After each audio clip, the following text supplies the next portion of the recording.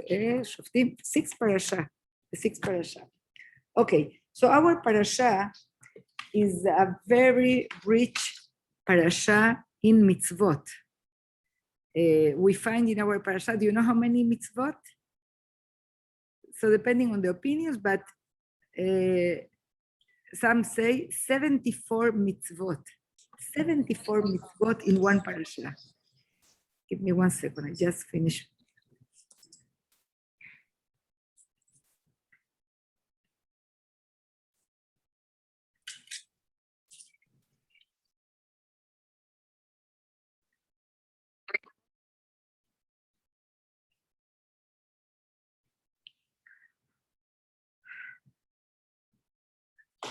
Okay, Moshe, are you there? Okay, excellent. Now we can. Okay, hi, okay, how are you doing? So, our rabbis on this last parashiot of the book of Devarim of the Torah, because we read them on these Shabbatot that belong to the month of Elul before Rosh Hashanah, so they tried to always find something that connects this parasha to the days that we are living. For example, I don't know if you remember last week, Parashat Shoftim, it was Shoftim v'shotrim titen lecha bechol she'arecha, the mitzvah to appoint judges and to have a force that will reinforce the law. Chachamim always try to understood that also in regards to Chodesh Elul. What does it mean? We said last week, Shoftim v'shotrim titen lecha bechol she'arecha. In all your gates, it's also the gates of our face, of our body. We have 2 eyes, we have 2 ears, we have the nose, we have the mouth.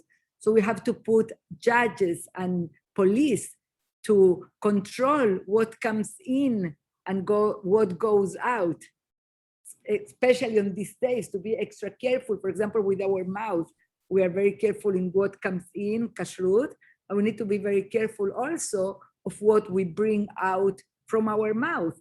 Are our words that build, words that help, words that support the other person, words that make other people happy, words that bring knowledge, or words that destroy, words that kill, words that bring down? So our Chachamim tell us, especially on these days, before Rosh Hashanah and Yom Kippur, be more strict on checking what comes in and what comes out. At what things are you looking? Are you watching? Do you focus and see the good in others, or you are always looking and finding the negative on others? Do you try to watch movies that are going to build a better Jew, or that just twist the values that the Torah is trying so strongly to teach us? So this was, for example, last week parasha. In our parasha, the parasha is Ki Tetse, when you go out. The first pasuk is Ki Tetse la milchama al oivecha, unetano Adonai Elohecha beyadecha veshavita shivyo. The first pasuk speaks about a situation when you go out to war, when you will go out to war against your enemies, and Hashem your God will deliver them into your hand. And then it continues. But just before I start in the content of the parasha, our rabbis also in this parasha tried to see and to find some direction that connects to our teshuvah, to our behavior. And when they speak about going out to war against our enemies, what enemies they say? What enemies the Chachamim tell us that the Torah is speaking about? Because what? Yeah, it's a war, yes. But I am going out a little bit from the literal meaning of the psukim, and I want to share with you a way for us to get inspired also in our process of teshuvah on these days. So the pasuk says, when you go out again to war against your enemies, and Hashem netano, gives him into your hands. So at the beginning it's plural, all your enemies, but then Hashem gives one into your hand. It's one. So Chachamim tell us The Torah is speaking here about our war against, okay, good, the Yetzer Hara. This is the war. Actually, when we speak about a person that is a gibor, a very courageous person, and we define what is gibor, what do Chachamim teach us in Pirkei Avot? Ezehu gibor, who is gibor? Hakovesh et yitzro, the one that can conquer his yetzer. So here the Torah says, okay, are you scared of your enemy, your yetzer hara? You really feel that you are far from conquering it. You are far from being able to change your nature, to conquer your impulses. I don't know, think about any area of your life. I can think about so many that I'm trying to change forever in my nature, things that I know that I'm wrong, things that I know that I'm not doing the proper way, and I want to change.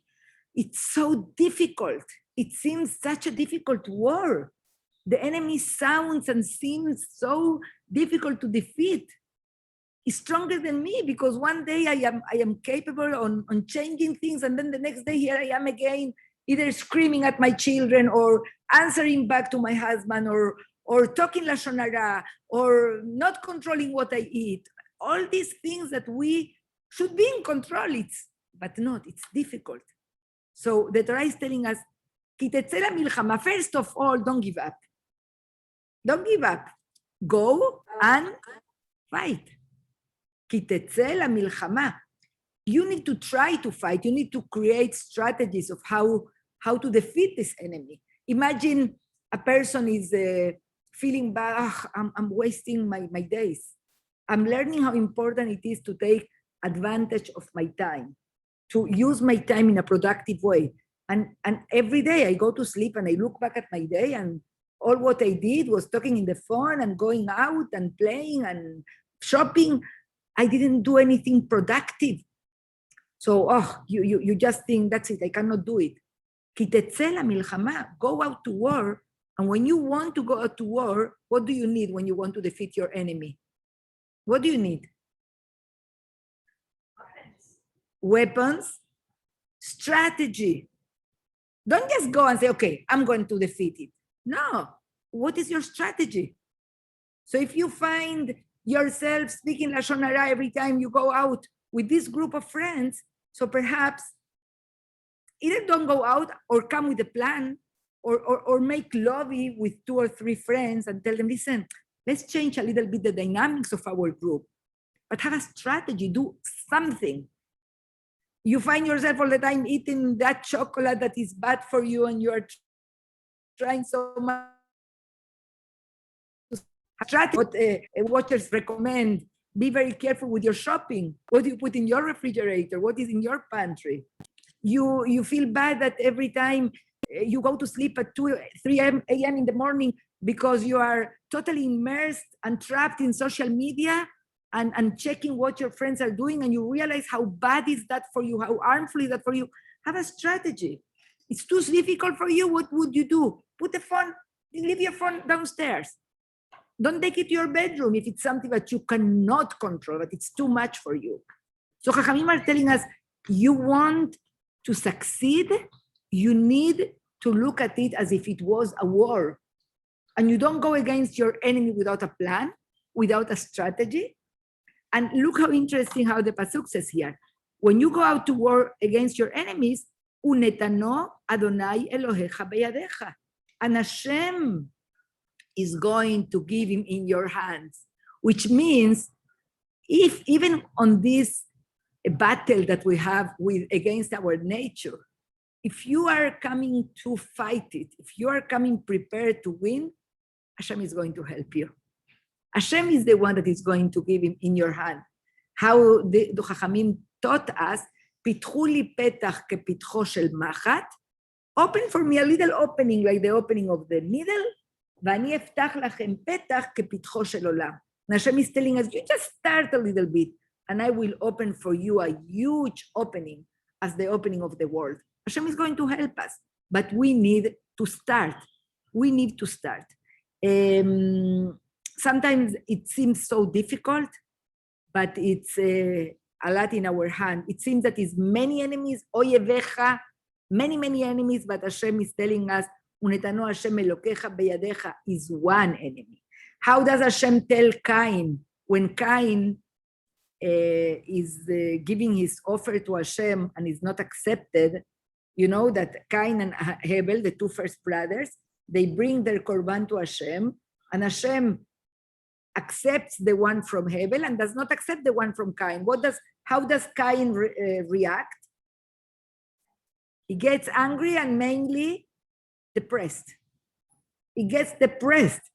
And then Hashem there, the pasuk is in Bereshit, I think Perek Dalet, the 4th chapter. Somebody finds it before me. I already found it, sorry. It was on page, I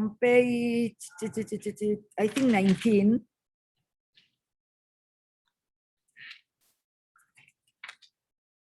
Or 20. Here, yes. Page 20 on chapter 4, Pasuk Zayin, Pasuk 6 and 7. And Hashem said to Cain, because as Angela told us on Pasuk 5, Cain got very upset. But to Cain and to his offering he did not turn. This annoyed Cain exceedingly, and his countenance fell, he felt depressed. And Hashem said to Cain, why are you annoyed? And why has your countenance fallen? Surely, if you improve yourself, you will be forgiven. But if you do not improve yourself, sin rests at the door. Its desire is toward you, yet you can conquer it.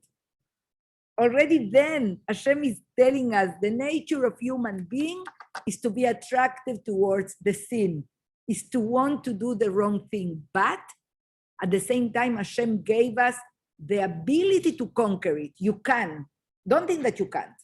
That's why in our parasha, when Chachamim tell us the big war, the big milchama is against our Yetzer Hara, and we can conquer it if we try, if we use the right plans, the right strategy, and Hashem will give him in our hands. Okay, now I move from that idea to the more literal sense of the text. The text is speaking about a real war when our soldiers, the Jewish soldiers, are fighting, and who are they confronting there? Again, their Yetzer Hara. What happens to a soldier when he is outside of home fighting? What happens to him?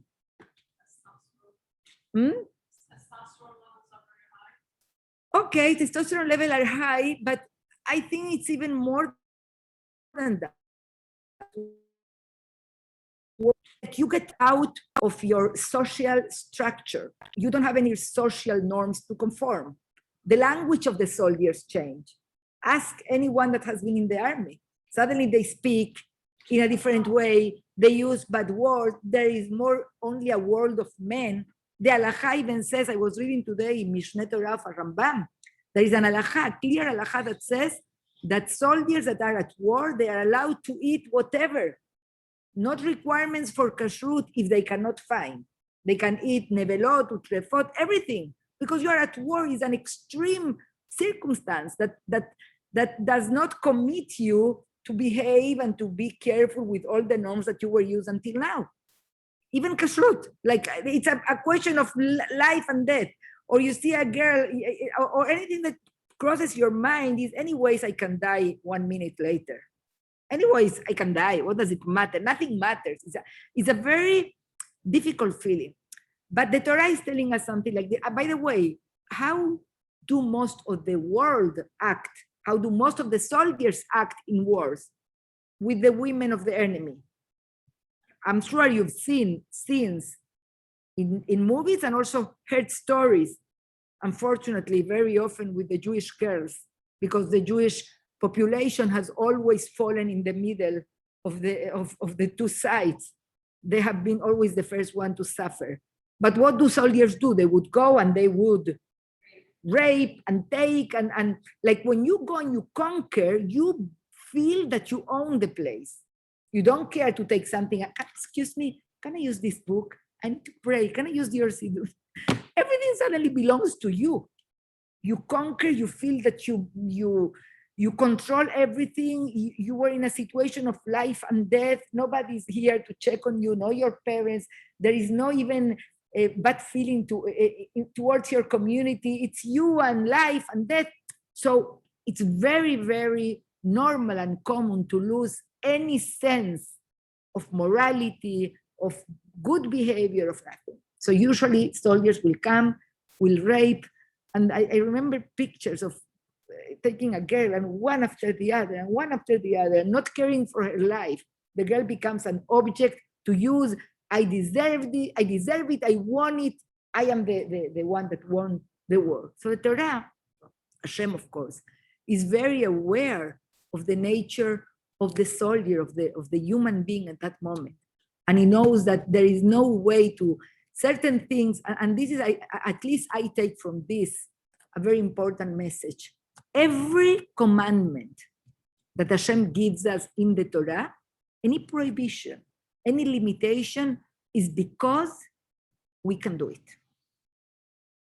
It's because Hashem that created me knows me better than anybody else, and it will never give us something that is impossible according to my nature. That's why here the Torah is allowing the soldier, when he sees this girl that he likes and he wants to be with her and he desires her, the Torah allows him to take her. I'm going to read the psukim.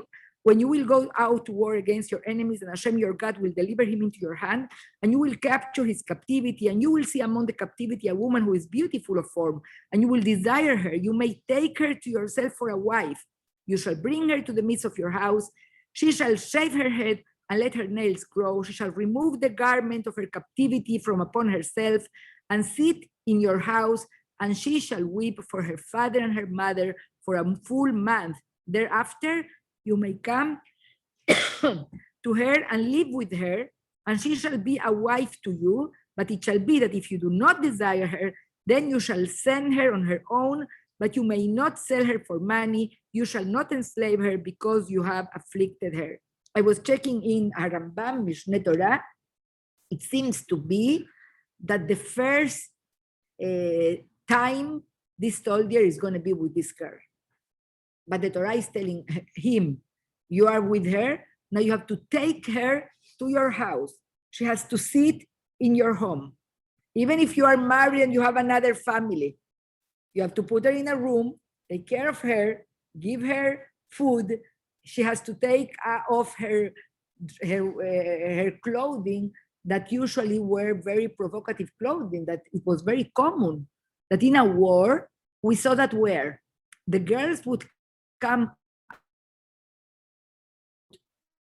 to save them, to seduce men. That was their way of saving themselves. With Midian, we saw that. Yes, that was the advice that Bil'am gave to Balak. So sometimes this girl had a purpose of offering herself. But the Torah is very strict with the soldier. Okay, you liked her, bring her to your home, make her sit there, shave her head, leave her nails, really not look her best. And you are going to go in and out of your house, and she's there sitting, crying for her parents.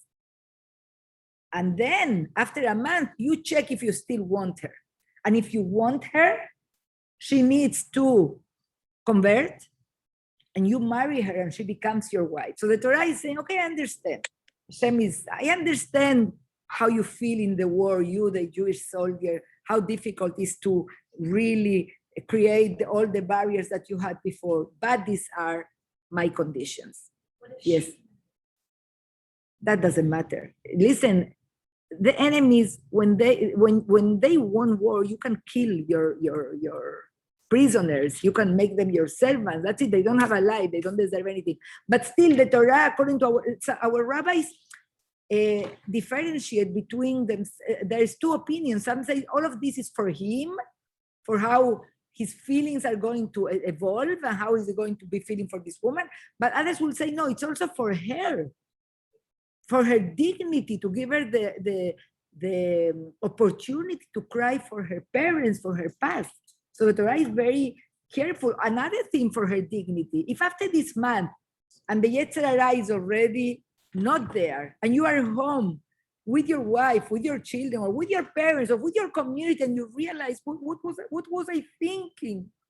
What was I thinking when I was there in that extreme moment of life and death? This is not what I want. I want to stay in my community, to marry a Jewish woman. If you don't want to marry her, the Torah is telling us here, you cannot use her as a servant. You cannot sell her.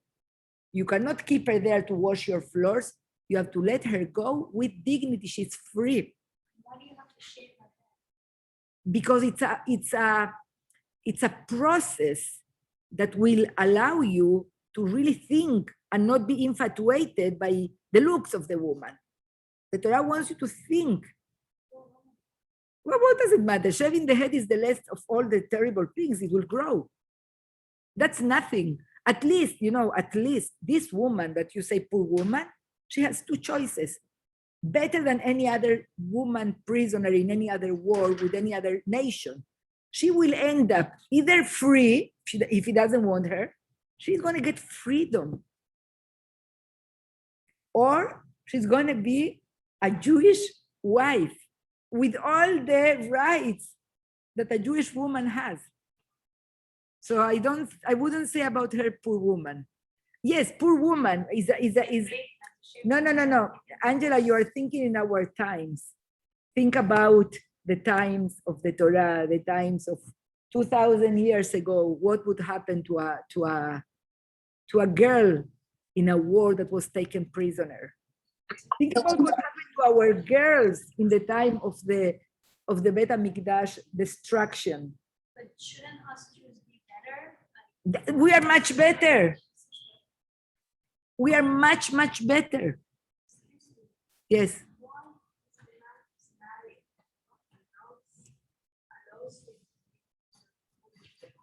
Because the Torah allows second marriage.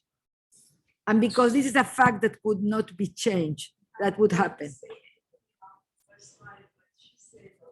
Yes, if he doesn't want her, it could be that he doesn't want her because it's bringing conflict with his wife. It could be many reasons. Yes, so don't take her for your own gratification. If you want just a slave, bring a slave. But if you are using her for your own gratification, know that you are playing with fire. And when you use a woman in this level, in a sexual level, you know that it's for marriage. Another episode that we have in our parasha, I just connected now. There is one of the mitzvot that we have in our parasha also, is if a man took today it seems like I'm speaking about the laws of another culture, but this is a Jewish law. If a takes a single girl, and he's with her, according to the Torah, he has to pay the family, and he has to marry her. How can you be with a single girl? How can you do that to a girl of Israel? A man with a girl that is not married. Today, sounds terrible? No. By the family, yes. It's like you ruined her. You stained her. You took away her, her dignity of how a single Jewish girl should be. Okay, that's something else. That's rape, of course. Rape is something different. There are halachot in our parasha. Actually, depends if it was in a public area. If she could scream and she didn't scream, perhaps she was a little bit consenting. I mean, even if it's not a rape, it's still. No, we're speaking about a relation. Yes. Okay. So close to this, you wanted to say something, Dorita? I was going to say that I would say that it preserves the Is to preserve. No other nation will do that. Like they just whatever they want. We're the only nation that. Exactly. After this, the second mitzvah that appears in our parasha is about two women. When a man has two women, one that he loves and one that he doesn't, what does it remind us? If a man will have two wives, one beloved and one hated, and they bear him sons, the beloved one and the hated ones, Yaakov with Rachel and Leah. He has one beloved and one that he hates. And the firstborn son is the hated one. Who was the firstborn of Yaakov? Yaakov. Reuben, the son of Leah. Who did Yaakov love? Who was Yaakov's favorite? Yosef, the firstborn of Rachel. So the Torah is telling us here. Then it shall be that on the day that he causes his sons to inherit whatever will be his, he cannot give the right of the firstborn to the son of the beloved one ahead of the son of the hated one. The firstborn, rather, he must recognize the firstborn, the son of the hated one, to give him the double portion in all that is found with him, for he is his initial vigor, to him is the right of the firstborn. That's how in the Bracha, Yaakov calls Reuben, Reshit Oni. Reshit Oni. In Hebrew here, his initial vigor is the same words that Yaakov will use in regards to his first son. This is the halacha in general by the Torah, that whenever a man inherits what he has, the Bechor, the first one, receives double. So here he's telling us, if you have two wives, and there is one that you don't like so much and one that you love, it doesn't mean that you can give her son priority over the one that is Bechor. Okay, I don't want to go too much into it, but the third mitzvah that appears here, if a man will have a wayward and rebellious son, in Hebrew we call it Yeh Leish ben Sorer Umoreh. What is a wayward and rebellious son? איננו שומע בקול אביו ובקול אמו, who does not hearken to the voice of his father and the voice of his mother. ויסרו אותו ולא ישמע עליהם. And they discipline him, they try to discipline, but he does not hearken to them. Then his father and mother shall grasp him and take him out to the elders of his city and the gate of his place. They shall say to the elders of the city, of his city, this son of ours is wayward and rebellious, he doesn't hearken to our voice, he's a glutton and a drunkard. All the men of his city shall pelt him with stones, and he shall die. And you shall remove the evil from your midst, and all Israel shall hear, and they shall fear. I'm waiting to hear Angela here screaming. Right? What is this? How can we even read this psukim? A father and a mother taking their son to the Bedin to be killed? What type of behavior was this that was so terrible? First of all, before we continue, I want to tell you that in the Gemara, all the rabbis but one tell us that law, it never happened. This never happened. Because the conditions are so terrible, so difficult to happen, all the conditions for this to be applied, that it never happened. Okay, but still, what is the bad behavior here? What is the bad behavior? No. Actually, no. What did he say here? No, not he's rebellious to his parents, but how is it described here? Zolel vesover, that he eats. I was reading again in a Rambam. Today I went to a Rambam. Mishneh Torah is amazing how he explains everything. Is that this boy would go to his parents and steal from them, and with this money buy meat and eat in a very gluttony way. I don't know how to say that. Meat, raw and cooked and whatever, with the money that was stolen from his parents. It cannot be a minor, and it cannot be too old, because if he already became a father, it cannot be applied to him. But there are many little laws that apply here. But what I always ask myself, Chachamim tell us it didn't happen, but the Torah is written it here for us to learn it, for us to learn this part of the Torah. And I ask myself, why do I want to learn this part of the Torah? What we, parents and children, can learn from this? Yes. Not to be in denial about your children's faults. Good. Important that is to respect parents. How bad is gluttony? That's a midah that unfortunately, I have to tell you, because I come from other places, happens too much here in America. That way of eating without limits, because everything is at your disposition. Zolel vesobea is eating, and at the same time, enenu shomea bechol aviv beimo. It is rebellious against his parents. You can read even in the commentary here, you will find insights, yes. Exactly. So, for example, that's one of the conditions, that both the parents are together in bringing him to the Bedin. If one of them opposes, it doesn't happen. If the parents bring it to the Bedin, and the Bedin, they have to have, of course, warnings and witnesses. And once they make the how you say, the verdict, the parents could suddenly say, oh, no, no, no. If the parents say no, that's it. It doesn't happen. Yes. Can you also understand how if your kid did something wrong, let's say he stole or he killed or whatever, that although that he's your kid, you should still take him to the Betin and to be judged, like meaning you have to be fair. Although he's your son, you should still let him get the justice. So Angela is saying, perhaps over here we learn that parents also need to bring their children to justice whenever needed. I don't know if you remember on these killings that have happened in schools.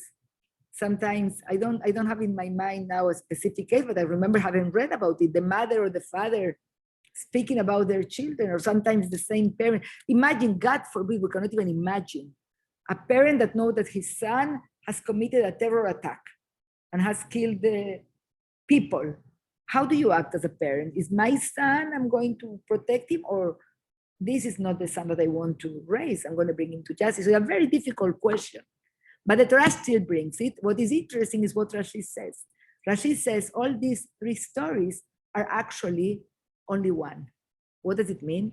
Yes, the Torah allowed us to take that woman in the moment of war, but if you really end up marrying her and you have another wife, she's going to be perhaps the snua, the one that you don't like, and perhaps that will affect the children, and you're going to have a ben soreru morer. So it kind of telling us the Torah, sometimes we need to really be able to see beyond what is in front of our eyes and think about the consequences of our actions. Some things, even that they're allowed, are not going to bring really much good to our lives. Okay? Again, I repeat for those that were not here, in our parasha, we find how many mitzvot did I say? 74 mitzvot. Let me just read from Chabad.org, Ki Tetse in a nutshell. 74 of the Torah's 613 commandments are in the parasha. These include the laws of the beautiful captive, the inheritance rights of the firstborn, the wayward and rebellious son, burial and dignity of the dead, returning a lost object, sending away the mother bird before taking her young, the duty to erect a safety fence around the roof of one's home, and the various forms of kilaim. Also recounted are the judicial procedures and penalties for adultery, for the rape of seduction of an unmarried girl, and for a husband who falls his wife of infidelity. The following cannot marry a person of Jewish lineage: a mamzer, someone born from an adulterous or incestuous relationship, a male of Moabite or Ammonite descent, a first or second generation Edomite or Egyptian. Our parasha also includes the laws governing the purity of the military camp, the prohibition against turning in an escaped slave, to pay a worker on time, and to allow anyone working for you, man or animal, to eat on the job, the proper treatment of a debtor, and the prohibition against charging interest in the law on a loan, the laws of divorce, from which are also derived many of the laws of marriage, from the ketubah that a man has to give to the woman if he's divorcing her. We learn what he had also to give her before. The penalty of 39 lashes for transgression of a Torah prohibition, the procedures of yibum, which is the levirate marriage, of the wife of a deceased child's brother, chalitza, in the case that the brother-in-law does not wish to marry her. And we also have, at the end of the parasha, the obligation to remember Amalek is in this parasha. Now I want to go with you to one of the, we don't have time to go through all the mitzvot, but let's go to the mitzvah of Shabbat Aveda. Yes. Because what is the reason why there is so many mitzvot in this parasha? I remind what we started remembering every parasha of the book of Devarim. We are about to enter the land. So once Moshe Rabbeinu established in the previous parasha, Shoftim v'shotrim yelecha b'chol sharecha, have a judicial system, have the police. Now he's really being more detailed. What type of society you need to build when you enter the land? And many of the mitzvot, it's so beautiful to see how Hashem is not only worried for us to keep in the law in a strict way, but is training us. How the mitzvot, the Chachamim in the Midrash say that the mitzvot are like a tachshit, like a jewel that are adorning our life. How our mitzvot make us better people. So were the 630 mitzvot given to them before they entered Eretz Of Yisrael? course, they are given to Moshe Rabbeinu when he goes up after giving us the 10 commandments. Yes, yes. Okay, so let's see one or two mitzvot or three, however time we have. Look on Perek Kafbet 22, page 1049. This is a mitzvah, by the way, that was already given to us in the book of Shemot, Hashavat Avedah, which means, what does it mean, Hashavat Avedah? To return a lost object. You shall not see the ox of your brother or his sheep or goat cast off, and hide yourself from them. You shall surely return them to your brother. If your brother is not near you and you do not know him, then gather it inside your house, and it shall remain with you until your brother inquires after it, and you return it to him. So shall you do for his donkey, so shall you do for his garment, and so shall you do for any lost article of your brother that may become lost from him, and you find it. You shall not hide yourself. It's not exactly hide yourself. The translation, I don't like it. Lo tuchal lehit'alem in Hebrew means you cannot ignore it. You cannot be indifferent. You cannot look to the other side as if you didn't see it. Ramban tells us that the mitzvah that is repeated here, that was already given us in Shemot, is to add a few differences, but one of the differences is to add et shor achicha or et seon nidachim, that the animal of your friend has been lost. It's not like a dog. Let's say my neighbor has a dog and the dog crossed my property and I find it in my backyard. So I take the dog, yay, come, let's go to your owner. It's very easy. I'm going to go next door and give it to the owner. The Torah here is speaking about an animal that has been lost, which means that perhaps I am in a different district and then I find a dog and then an ox or whatever, and I realize that it has exactly the collar, whatever, that my neighbor used to put.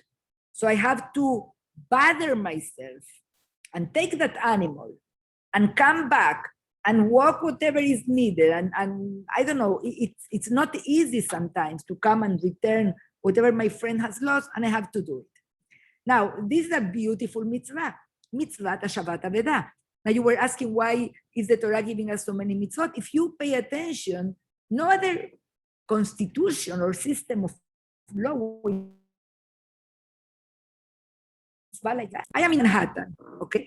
I'm sitting in Starbucks, and suddenly I find under the table a wallet. Nobody is looking. I take it and I put it in my pocket, even if somebody sees me. Can the law do anything against me? Yes. What do you mean? That's the American way. How do you say? Finders, keepers, losers, keepers. Okay. Find it, like, keep it. Okay, if you find it, you keep it. Actually, according to the law, you are not stealing, you are not a bad person, you found it. Bad luck. You lost it. And the more money in the wallet, the merrier. I heard last week, I was listening to one of the classes of Rabbi Zamir Cohen, and he was telling a story, very interesting story, of this girl, Israeli girl, that, you know, as when they do after the army, they go to India or Thailand or whatever, and he lost herself there. She really went into this Hindu religion, and she was all like that. But then she came to Israel, and she went to a friend convinced her to go to a class of a rabbi. And then she go to the class, and the rabbi is speaking about mitzvah Hashavat Avedah. What do you do when you find? She says, doesn't feel spiritual at all. It doesn't make me feel uplifted as I do when I go to my, how you call their mentor, guru, to my guru. I I touch the heavens. She goes there. But then it happened to her. This is a true story. He was saying that he heard it from her. It happened to her that they are walking with the group with the guru, and they see that he finds a wallet. He takes it, it opens it, takes the money, puts it in his pocket, and throws it. And then she asked him, why are you doing that? There is a name in the wallet. You could find the person. Nah. And that made her realize that the morality, the honesty that the Torah demands from us is beyond what any other religion can offer. And she came back to Israel, and she tried to find her way back, and she was, Baruch Hashem, able to build a Jewish home. It's a beautiful, beautiful story. I remember, Shabbat Aveda, perhaps here in America, we're not so used to it. But I hope in the community there is lost and found. Yes, we are very careful in the community when somebody loses their jacket or whatever. I found this shoe, I found this necklace. We try to do that because we're Jewish. In Israel, you see that very often in parks, in the street, when people put all, let's say I sell this furniture, I sell my house, you find also Hashavat Aveda. And I remember, I wrote an article about this actually. I remember when we lived, for a period of time, we lived in the Rova Yehudi, in the Jewish quarter. We had, at that time, 4 children. Michal was the baby.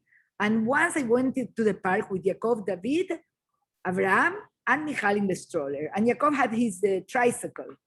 And then we went home, and I totally forgot that there was a tricycle. When he got home, Mom, my tricycle. He went back to we went back to the park. The tricycle wasn't there, and he was very disappointed. He said, "Don't worry, Yaakov, we're going to write." And we wrote a Shabbat Aveda message. I lost a tricycle. Please, if you find it, this is my phone number. Nothing. We forgot about it. But after a while, one day my husband comes home, and he says, "I have something very important to tell you." And I said, "He tells me, I think we have Yaakov's tricycle." And I said, "Okay, let's go." He says, no, I want him to learn about Mitzvah Shabbat Aveda. So he took Yaakov to the park, and he showed him how the note was there. I found a tricycle. If it's yours, come and give me the simanim. And he took Yaakov to the house, and then he gave the simanim, and it was his tricycle. And he came back home with his tricycle, so happy. So this is really, really beautiful. How the Torah is training me beyond the law to care for the other. You see an object, you have to think, oh, that person must feel so bad that he lost it.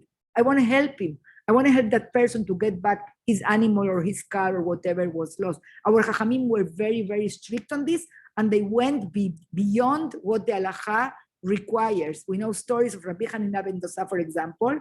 One time his wife found the chickens that somebody forgot them next to their home. She brought them home, and the chicken had eggs, and the eggs reproduced, and they had more chicken and more eggs and more chicken, and it was too much for them. He went to the market, he sold them, and he bought with them goats. And then after a while, I hope I'm not forgetting any detail, the owner came, forgot to chicken. Okay, you have a sign? Yes, they were tied with a red string, whatever. He says, come, here are your chicken. He showed him a group of goats that already belonged to him. The halacha does not require from us to have lost feeding the animals or whatever, but it's beautiful how much our Chachamim went lifnim meshurat adin, more than what the halacha requires. The Sefer HaChinuch and Rambam tell us that this is more to train our neshama, our midot, to care for the others. Lo leit'alem. Another mitzvah, go to Pasuk 8 on the same chapter, Perek Kaf-bet, Pasuk Chet, and Aliyah Shlishit, כי תבנה בית חדש ועשית מעקה לגגיך, לא תשים דמים בביתך, כי יפול הנופל ממנו. If you build a new house, you shall make a fence for your roof, so that you will not place blood in your house if a fallen one falls from it. Interesting, the translation is already giving an interpretation. We have to make fence to your roof. ולא תשים דמים בביתך, חכמים say, and you shall not cause blood to be spilled in your house, which means that everything is included here, not only to make a fence to your house, but imagine you are building and there is like a pit or a board, whatever, you have to be very careful to surround it in a way that nobody can fall. You have to have, I heard a story of somebody, I'm sure many of you know, a family that they had a fire 2 weeks ago in their house because of something went off with the electricity, and Baruch Hashem, nothing happened to them thanks to the smoke alarms. So this would be included in this mitzvah. Any measurement of safety that you can use to protect others from being hurt or being killed, you have to do it. Sefer HaChinuch of Rabbi Aaron HaLevi actually expands very nicely. He says, a person could think, but this is all in Hashem's hands. If somebody has to die, will die. If somebody has to live, would live. Like, imagine I don't have a makkeh. I don't have a, you know what is a makkeh? Not a fence. When you go up the stairs, you have a railing. So, yesterday I was with Michal in Brooklyn, and we saw, we were seeing the house where they will be living, and she says, we have to fix this railing. It's very dangerous for the children. So you realize this is very, very important. You don't want nobody to fall. So Sefer HaChinuch says, well, you could have the logic, yeah, but let's say I live with my husband in my house, and the two of us, we are so familiar with the weak places. We know not to cross here. We know that doesn't matter. You need to be careful in case somebody once comes and doesn't know, and a child falls or whatever. You know, in Israel, you have in Jerusalem, many houses, they have huge, beautiful balconies. And then it's so scary to think about the children. You need to have very high fences. What other example you can give me of safety?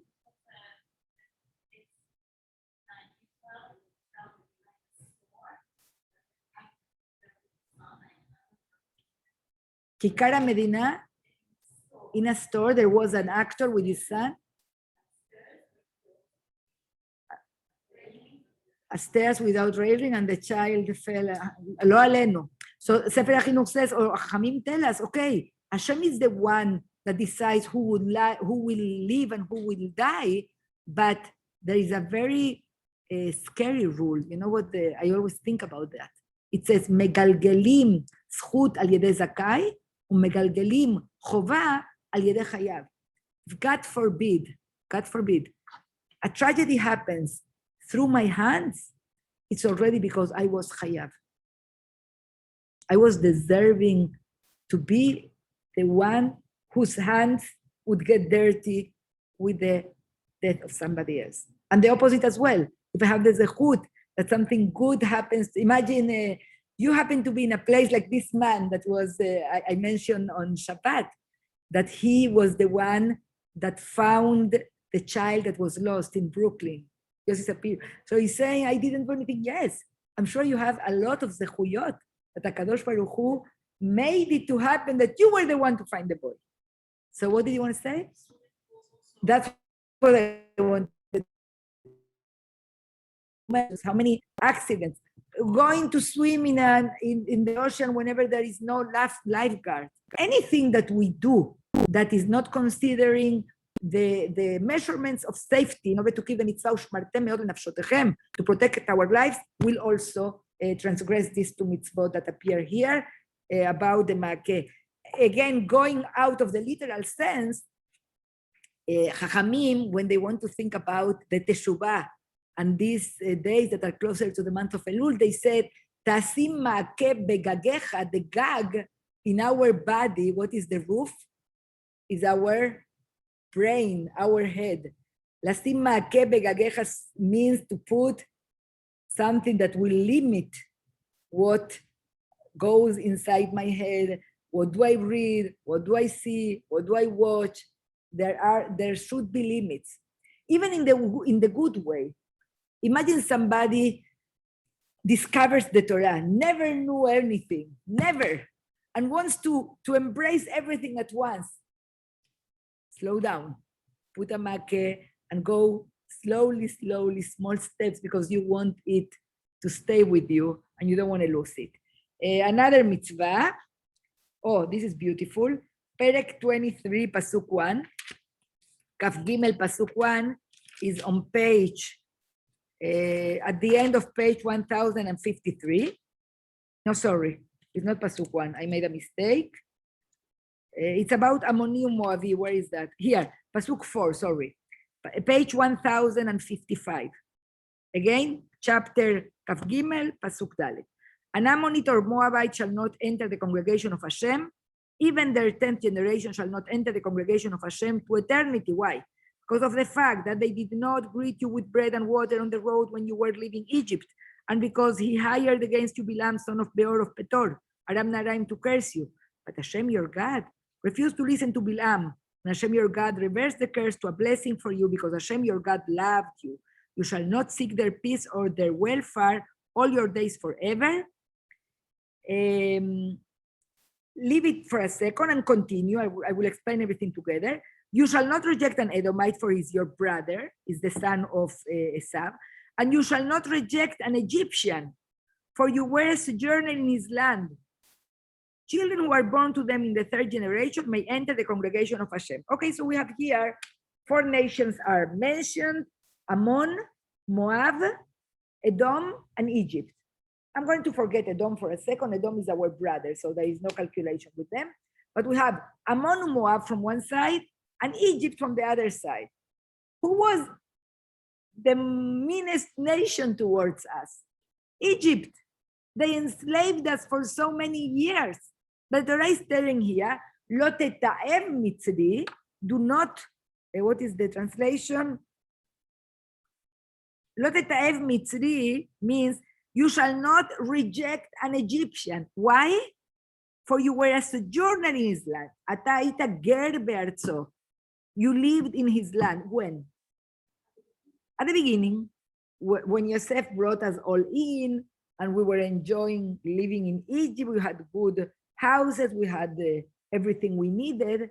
So the Torah is telling us, even that they were mean at the end, even that they enslaved you, that Hashem wants this midah so strongly engraved on us that he's telling us, you still have to have hakarat tov, gratitude. I was reading this and I said, wow, sometimes we have a dispute with a family member, with a neighbor, with a friend, and we get upset and we cut everything and we forget and we cut that person from our life. I read here that we need to look in the past. Perhaps I have to be grateful for the good times, for the good moments, for the good things that that person did with me. This is what the Torah is teaching me with Egypt. They enslaved us. They killed our babies. And the Torah is telling us, Lo teta'ev mitzri, do not reject them. And they have the right to come into Am Israel. After 3 generations, they can convert. They are accepted to become part of Am Israel. And why?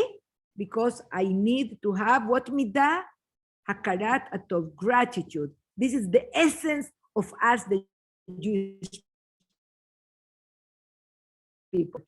From Hodaya, to be thankful. So every time I'm speaking to myself, of course, I have a problem with a person. You know what is going to help me the most? To forgive, not to keep the resentment, not to make from this person an ex. That's it, it's gone. Try to find something good. Is there anything good also? Did your mother-in-law, besides of being so intrusive, do things for you when you just got married and you were a young bride that you didn't know from your right and your left? So don't forget that and keep it. And that will help you to forgive. Now, I go backwards. What happens with Ammon and Moab? You know what, Ammon and Moab, they are not allowed to come into our congregation. Why? Al shelo kidmu etchem belechem v'mayim. When we left Egypt, you know, we were passing their lands and we're telling them, please give us bread and water, even paying for it. Our soldiers, we need it, They did not want. They did not accept. And Chachamim tell us, it's not because they did not want to give us lechem v'mayim. It's more than that. Ammon and Moab come from whom? From Lot. From the daughters of Lot. And Lot owes owed everything he had to whom? To Abraham Avinu. So he is not grateful. He does not have any traces of gratitude, of appreciating what was done for him. They cannot become part of Am Israel. That quality is a quality that we absolutely don't want to have in our genes. So I think it's really beautiful how the Torah is putting these things together. Yes. I don't know if Midian is considered Moab at the same time because they were always together. I don't know. I don't think so. Yitro was from Midian.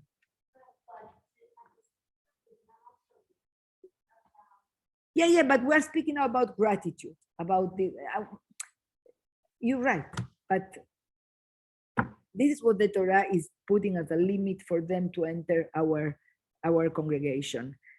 Yes. This Egypt example is very eye-opening because the Hakarat Hatov that we have to have was much shorter time period than the enslavement, and the enslavement by far outweighed the goodness.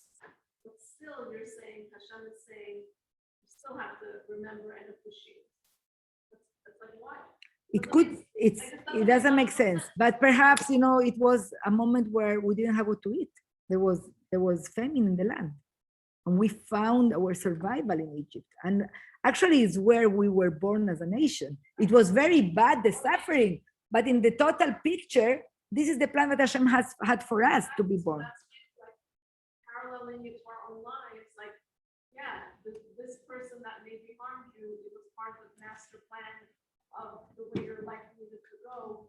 So don't forget the good times. Totally. And you will find in the parasha so many mitzvot that refer to our brother, achicha, achicha, achicha, achicha, achicha, your brother, brotherhood. The Torah, and we didn't have the time to go through all the mitzvot. Pay attention on Shabbat when you read, and you will get the answer. Why is needed so many mitzvot now, and this mitzvot, in order for us, when we enter Eretz Israel, to build a society that is built on compassion and good midot, as all these mitzvot train us to become. Thank you so much for listening, and Shabbat Shalom.